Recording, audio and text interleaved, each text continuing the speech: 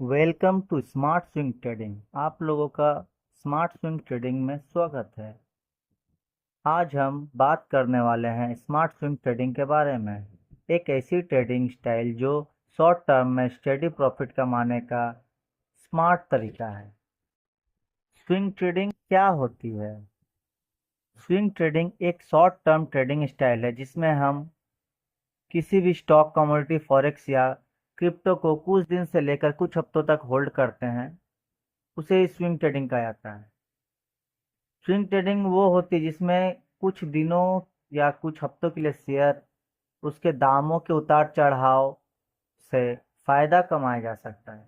जैसे किसी स्टॉक का प्राइस 100 रुपये पे अगर हम खरीदते हैं, वह प्राइस अगर 110 चला जाता है तो जो 10 रुपया प्रॉफिट होता है उसे ही हम स्विंग ट्रेडिंग के रूप में जान सकते हैं। ये स्विंग ट्रेडिंग एक कंसिस्टेंसी बेसिस पर पैसे कमाने का सबसे आसान तरीका है स्टॉक मार्केट से। आप लोग तो जानते ही होंगे कि स्टॉक मार्केट से 80 to 90% ट्रेडर लॉस करते हैं, और हम लोग स्विंग ट्रेडिंग के जरिए से मंथ ऑन मंथ बेसिस 5% से 10% से लेकर 15% तक का भी प्रॉफिट आसानी से निकाल सकते हैं। स्विंग ट्रेडिंग और इंट्राडे ट्रेडिंग में क्या फर्क होता है, चलिए उसको जानते हैं। Point 1, holding period. Swing trading का होल्डिंग पीरियड 2 दिन से लेकर 2-3 हफ्ते तक हो सकता है, और इंट्राडे का जो होल्डिंग पीरियड है वो सेम डे के अंदर होता है। सुबह 9:30 9:15 से मार्केट खुलता है और 3:30 बजे तक मार्केट खुला रहता है। ठीक है, हम लोग को इंट्राडे उसी दिन के अंदर करना पड़ता है। Time required. स्विंग ट्रेडिंग के लिए टाइम रिक्वायर्ड कम लगता है क्योंकि हम लोग एक पोजिशनल ट्रेडिंग करते हैं जिसके लिए हम लोगों को सिर्फ 5 से 10 मिनट एनालाइज करके नेक्स्ट डे 9:15 बजे मार्केट में बैठते हैं और ट्रेड एग्जीक्यूट करके छोड़ देते हैं। परंतु इंट्राडे के लिए ज़्यादा समय देना पड़ता है क्योंकि मार्केट का मूवमेंट बहुत ज़्यादा होता है, वॉलेटिलिटी ज़्यादा होती है, जिसके कारण से मार्केट अप्स एंड डाउन होते रहता है।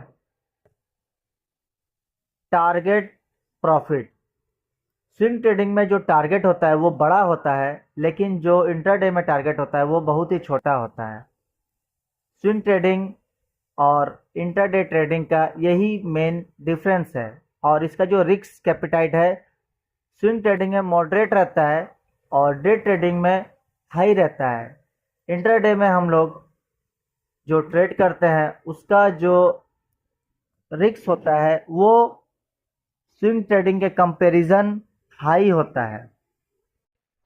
जैसे कि मैं आपको दिखाना चाहता हूँ, ये एक इंट्राडे ट्रेड मैंने लाइव लिया हुआ था।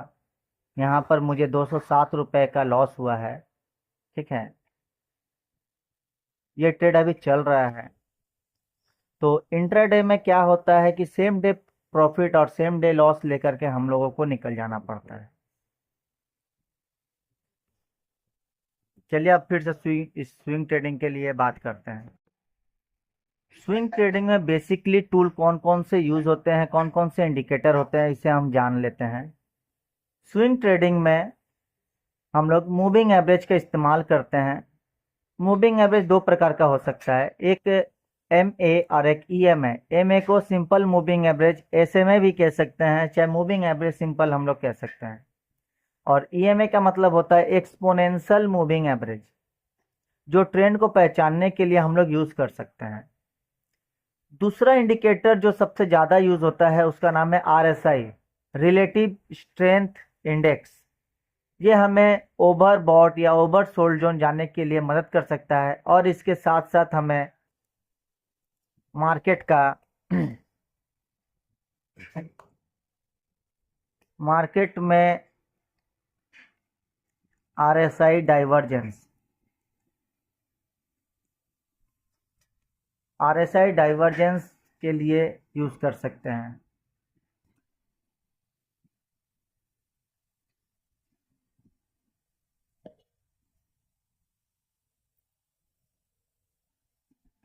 तीसरा होता है मैकडी, जो ट्रेंड रिवर्सल को पकड़ने के लिए हम लोग यूज कर सकते हैं। चौथा है सपोर्ट रेजिस्टेंस, यहाँ पर हम लोग एक लाइन ऊपर लगा देते हैं, एक लाइन नीचे लगा देते हैं। जब मार्केट ऊपर जाता है तो हम लोग एज्यूम करते हैं कि ये रेजिस्टेंस जोन है, यहाँ से मार्केट नीचे आ सकता है। और सपोर्ट जोन नीचे होता है, हम लोग एज्यूम करते हैं कि मार्केट यहाँ से अब ऊपर जा सकता है। यही बेसिकली सपोर्ट और रेजिस्टेंस होता है।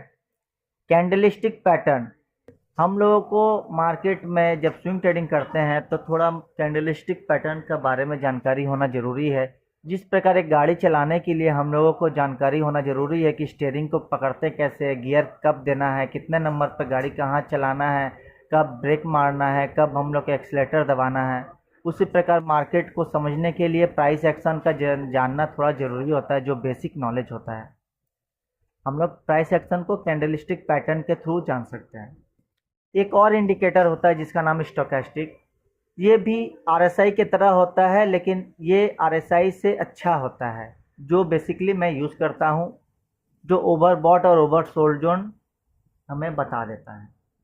ये हुआ स्विंग ट्रेडिंग का बेसिक नॉलेज। आगे मैं आप लोगों को स्विंग ट्रेडिंग का स्ट्रेटजी बताऊंगा कि किस प्रकार से मैं स्विंग ट्रेडिंग पर स्ट्रेटजी से बिल्डअप करके कंसिस्टेंस बेसिस पर प्रॉफिट कमा सकते हैं। प्लीज़ इस वीडियो को लाइक और शेयर ज़रूर कीजिएगा। मेरा वीडियो आज पहला वीडियो है, इस वीडियो को आप लोग प्लीज़ सब्सक्राइब कर दिए ताकि मुझे मोटिवेशन मिले और मैं आपके लिए अच्छे अच्छे वीडियो ला पाऊँ। हम लोग आगे बहुत सारे चर्चे करेंगे स्विंग ट्रेडिंग के बारे में। प्लीज़